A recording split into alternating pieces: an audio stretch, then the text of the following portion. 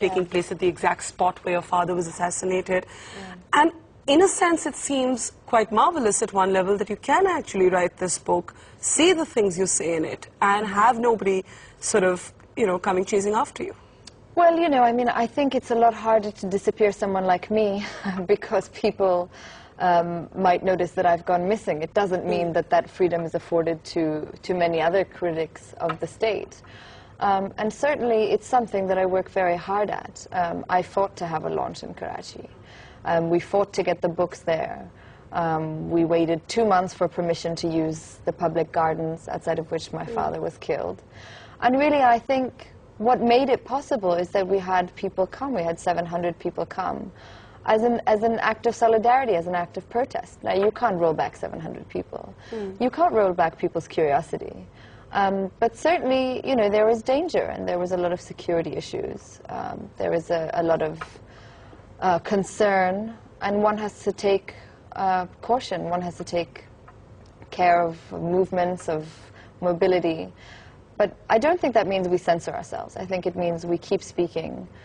We just have to be aware of the risks.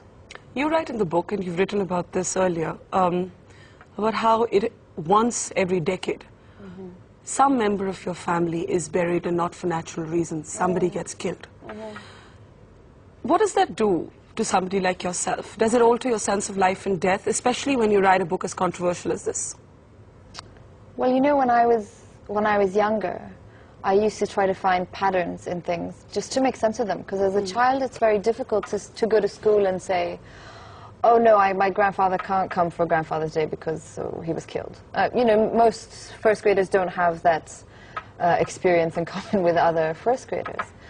But most people's grandfathers are not Zulfikar Bhutto either. Well, that's true, you know, but also I grew up in exile. You know, I didn't grow up in a place where people necessarily knew my family or knew who I was. And, you know, my uncle Shahnawaz was killed when I was 3.